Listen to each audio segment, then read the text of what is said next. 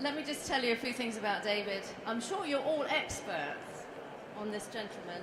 It's obviously David Weir, CBE.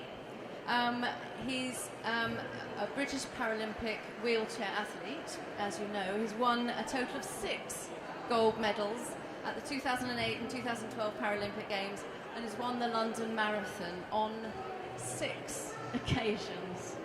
Hands up who's ever run the London Marathon. Wow, a couple. So there we are. So now, so you at least can really appreciate what we all sit and gawp at on the television. So David, welcome. Thank you so much. So I'm going to ask David a few questions to get us warmed up. But there's one burning question I have, and I'm sure you have. Do you have your medals with you? Yeah, I do. Excellent. Do you want me to get them out? Yes, please. So which one's this? Do you know what? They didn't write on them or engrave them, so it just says athletics on them. And I knew that what once were which when I was doing it, but then when I was rushing to get home, I just put them all in a different box, and I don't know which one's which now. So, but they're all special. They are, absolutely. Yeah. Fantastic. Wow.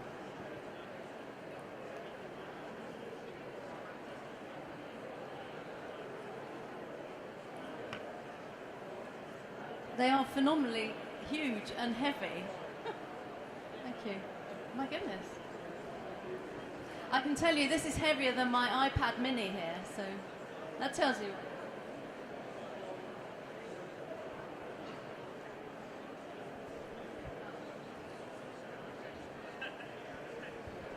So let's start at the beginning. When did you really get into your sport, and what first drove you? I think as a youngster, at an early age, I was going to boxing events. My brothers were professional boxers, and so I was going up to York Hall as a 4-year-old, cheering and shouting my brothers on. So, you know, sport was in the family from day one, and I knew I was going to do some sort of sport, but obviously it wasn't going to be boxing. And my second love is football. So it was finding a sport that suited my needs and obviously my disability. So I wanted to play basketball because I thought I was going to be a team sport man. Right. But the problem was there was no decent teams in South London. They were all in North London. My parents had jobs, so it was a bit difficult to go over. And I always used to watch the London Marathon because it was the start, you know, of wheelchair. You only saw wheelchairs for the first time ever. You never see wheelchairs on TV, and that was the start of the marathon in the 80s. That, you know, I always said to my parents, "Oh, I'd love to do that one day," you know, but I didn't expect to do it. It was just one of the things I said. And then my school was getting leaflets for the mini marathon, so I said to my parents, "Can I go and try it?" So I did the trials, and then I got the bug for that. And I was 8 years old. I did my first mini marathon, which is 3 miles. Didn't win it, obviously, but you know, it was just competed against other disabled athletes. And I think it was, by then, it was like I was 8 years old, then 9, and my friends were playing in little league, like football tournaments, and they was always coming back and telling me stories of this goal they've scored, or they played this well, and I never had a story to tell. And I love sport so much that, you know, going to training, doing these races, I had something to come back and tell my friends what I was doing, you know. And it was one race, actually. I must have been about 11 years old, and I was doing a competition at Stoke Mandeville, and I was playing basketball for a makeshift team, and we done really well, made the final. And then I was racing in the afternoon on the track, and I won all my races, and I got a totally different buzz than I did. Oh, that's interesting. You know, in a team sport. So I said to my dad, I said, "This is the sport I want to do. Let's concentrate on the racing." And I just felt like I got, you know, I think it's more that if I lose, it's my own problem. if I'm in a team, if someone's not playing well, I used to get frustrated. So I just felt, well, let's stick to an individual sport that you can only blame yourself if you don't win. So is that important to you then? I mean, it sounds like it's important to be in control of your destiny. Definitely. You know, when I train like I'm racing. And every time I'm training now, I'm still thinking about the racers that are trying to beat me. Or I'm trying to catch up with the racers that have beat me in this year or years gone by. But yeah, that was always the mindset from day one, that I wanted to do wheelchair racing. I'd done every single distance you could possibly do. And I used to train myself, even if I was poor at the 100 metres, I used to train myself that I would be good at that race. Mentally and physically, I just made sure that I would be at my best, and that's what happened in Athens. You know, I got a silver medal in 100 metres when I shouldn't have, really. But mentally and physically, I trained myself to win that race. Right. And I suppose when you're a sportsman and you win, you get your buzz, and you differentiated your buzz. And then what do people ask you about afterwards? Mostly, how do I do it? How do you do it? Like, mostly, the questions are, how do you do so many events? And why are you so good at so many events? Yeah. And I think that's from an early age where I wanted to win every single distance that I entered. You know, and that's the way I trained. And I think it's helped me now. And I'm lucky that I'm very talented that I can do that many distances. Obviously, it's changed now, and I've moved up distance since the days of Athens and when I was younger. But you know, it's just a mental thing that I want to win every race I go in, so I train myself to win, even if I know I'm not that good at the distance. So for the marathon, it's probably my worst distance. Right. Because? I just feel my endurance base is not as good as the other athletes, so I have to train a little bit harder for the marathons. Right. So in 2012, a year before 2012, me and my coach was talking, and she asked me which race I would like to win. And mentally, I knew if I said the marathon, that I'd train that little bit harder. So I would win the races on the track as well. Right. So let me ask you a subtle question. Is it about you winning or you beating the others? Me winning. Right, okay. I think that's really important from a positive frame of reference, because if you give yourself a positive goal, then it does stuff to your body that and your brain that is much, much more powerful than doing a negative away from, I'm not going to let them win. Yeah, and most of the races are 80% mental games. So if you think for the whole marathon, there is a lot of tactics and a lot of mind games, and, you know, some marathons I shouldn't even been in the top 3 because of, you know, injuries or illnesses leading up to the race. But because mentally I don't give up, or I want to win that race so badly that I will try my hardest, even if I'm dying or I've got no energy left. I will find some sort of energy to make sure I get across that line. Wonderful. First. Excellent. First, yes. First. Yeah. First being the operative. You don't train to come second. No. So any athlete that's in a final will always train to come first. Yeah. Because you wouldn't train, in my eyes. No, I think it translates so clearly across to business, doesn't it? And what Lara was saying, it's about that focus, but it's also about you don't go in there to be second.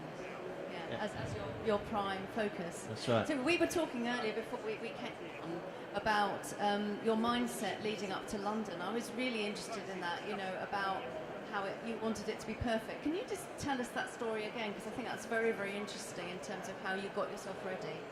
Well, I've always had something happen to me before a major championship.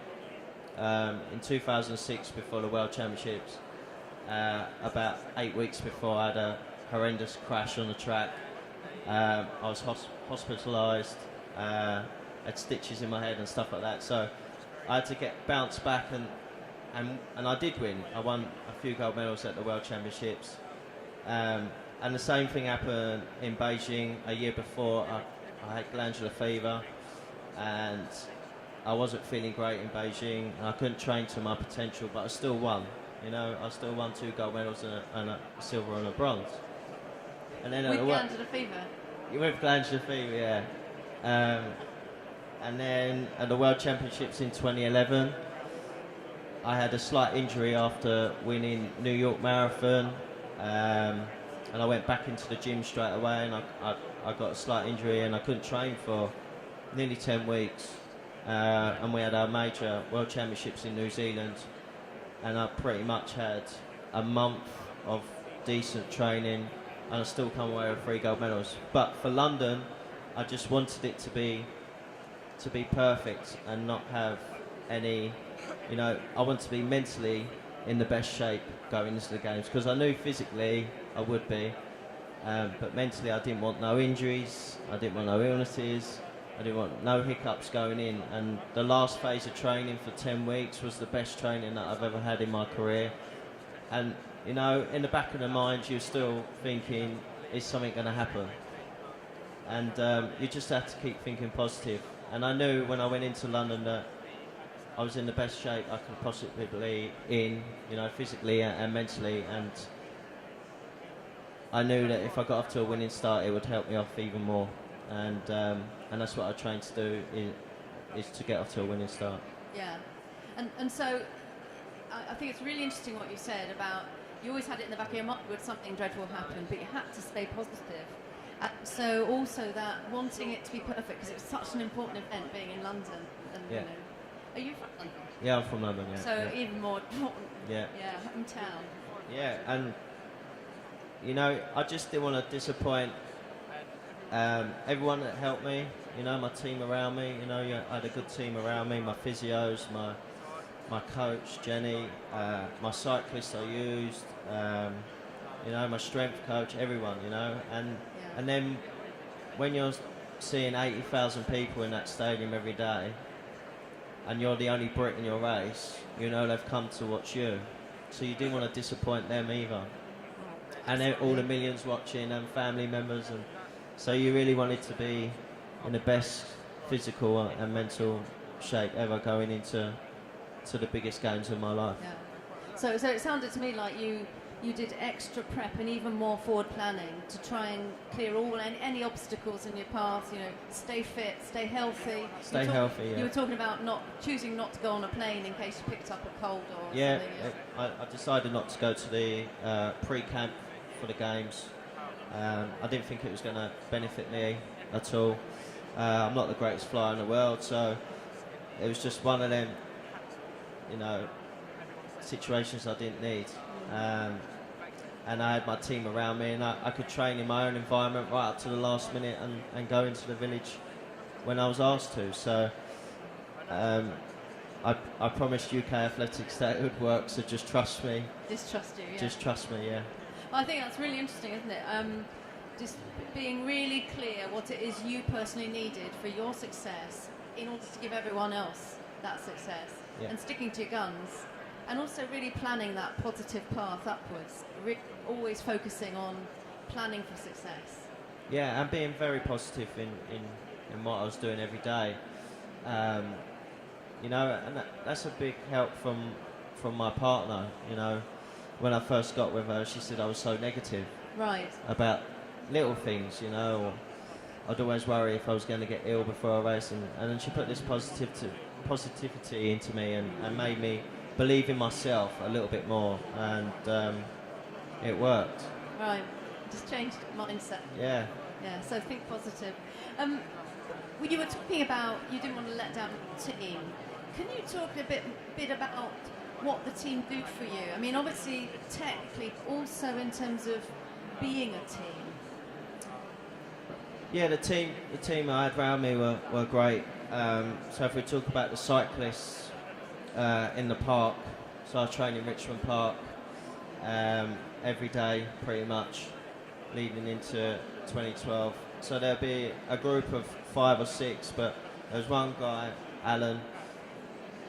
If he could see I was struggling, he would really encourage me and push me on and say that it's the other racers behind me, or you know, it's someone trying to attack you and stuff like that. So he would drive you on and make sure you got through these little patches in training that you thought you was going to struggle. Now, if you was on your own, you probably would back off. Yeah. But because I had them around me, they were pushing me, and knowing that I could get another 5% out of my training because they knew it would help in 2012. And then obviously with sports science and the guys at St Mary's in Twickenham, you know, they were just very helpful and had a lot of belief in me and a lot of trust, and doing certain things in the lab that probably other racers weren't doing, you know, certain training techniques, and to get that 1% gain or 2% gain, you know. And even with the technology with UK sport, we had our suits made from special material that was more aerodynamic. You know, the stitching was stitched in a certain way when we was aerodynamic, that the wind would go off in a different direction and mess up the other racers' aerodynamics. So, you know, there was a lot of technology we had from UK sport and a lot of money spent on us to perform well. Right. And it was just them little gains that you're going to get. It was probably only like 1 or 2%, but it was enough to win my races. Indeed. And so, whilst you said you kind of did stop doing basketball because you got a different buzz when you won the solo race, it sounds like you kind of found the right way to do your solo sport but with a team. Yeah, that's right, yeah. So it's kind of changed that team dynamic. But I was thinking about very much about entrepreneurs, you know, the one figure but leading a team around them. It sounds very similar. Yeah, very similar. I think they lead me more than I lead them, though, to be honest. I think my coach she's the big leader in it all, and mentally and physically doing the program, and obviously telling the cyclist or telling the sports psychologist, you know, or telling the sports scientist that this is how he's feeling, let's try and push the buttons a little bit more, you know. So she's the brains of everything. Right. I just do it. Well, yeah. Let's go back to when you were talking about sort of some of those setbacks you had. Even though you won, how did you get past them? What was it that drove you through it all? Because glandular fever, I mean, you know, most of us sit on our sofa. Failure. So fear of failure, dislike of it? A fear of losing, you know. The time will come where I'm not going to win, you know, a lot. I'm going to win a couple and I'm going to lose a lot more because of my age, you know. I'm getting older, and the younger guys coming through are quicker and getting quicker. But you know, sometimes it's good to lose to win. So sometimes I did like losing because it would drive me on even more in training, and you don't get too complacent on things. Obviously I didn't want to lose in London, but you know, before that I lost a few races on the track in Switzerland in May at the track championships. But it was more of a training tool that I knew that what I needed to do to win in them 10 days in London. So I needed to get another 20-25% out of me to win. And I knew if I won the first race, I would get in the minds of the other racers. And that's what happened, really. The world record holder just, you know, once I won the first time, he just lost it after that. Right. So a bit of psychological warfare. That's right, yeah. So if I summarise what you've said, so there is, if you lost, you didn't like it, but you also took it as a training tool and as a motivator, and you always had the goal. Yeah, you always have to have goals. Yeah. Even after 2012, I still had to have goals to carry on racing, because that was the ultimate goal. Yeah, so you achieved the pinnacle. It's like Lara saying she sold a company, so what she's done now. So what is next for you then? Well, obviously, after 2012, I wasn't too sure if I was going to carry on. I didn't know if I could. Even that year, the beginning of that year, me and my coach spoke, and we thought that was going to be my last year. Right. So mentally, I give it everything I could in training, races, and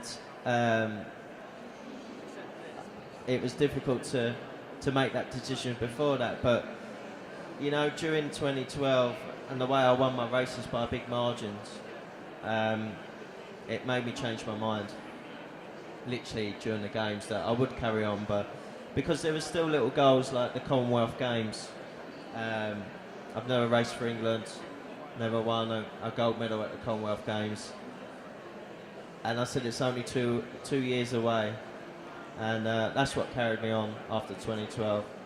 And now, you know, it's only 2 years to Rio, so I think it was more of a mental thing. If I split it up in sections, that I could carry on my career. And there's other goals like marathons that I haven't won or I haven't tried to do to see if I could win. Obviously, London Marathon's very important to me because it's been part of my life since the age of 8. Yes. And it'll be my 15th run in a row next year. And I need to win, you know, to break Tenny Gray Thompson's record. So we're on 6 equal. So. Oh wow! So yeah. You've got another goal then. Yeah, another goal, and you know, in other marathons that I haven't won, I'd like to go back to New York and win that again. Yes. And go win Chicago or Berlin. You know, it's just these goals that I need to carry on, because I've pretty much done everything I could do on the track. I've had world records, I've won gold medals, I've won at most distances on the track. So the next goal is obviously the marathons, and then get focused for obviously 2016 for Rio. Brilliant. So you're going forward. Yeah, I'm going forward. Oh, that's excellent. And tell me, David, a bit about what else you've been doing. I mean, you're now a real ambassador for the Paralympics. And your foundation, your academy. Academy, yeah. Do you want to tell us a bit about that? Yeah, it was a little dream I had in Beijing. As I'm preparing for races, I don't listen to music. I like to people watch and think about things, because I have to get my chair ready and get my hands ready for my gloves and stuff like that. And I saw some developing countries come in, or nations that don't have the funding that we do, you know, like lottery funding and support that Great Britain has. And some small teams were coming in with like 10 or 12 racing chairs. You know, not all medalists, but it was a big team. And I looked at our team and there was 4.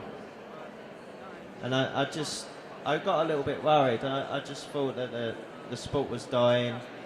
I'm not going to carry on forever. And I felt like I needed to do something and put something back into the sport. Yeah. And when I got back from Beijing, I said to my coach that we need to set up an academy, you know, get some athletes on board and promote it as much as we can. So, you know, it only started after 2012 really. We had a few athletes before that, and we set up the Weir Archer Academy. It's based in Kingston, and in 2012 we had 12 athletes. Now we've got 52.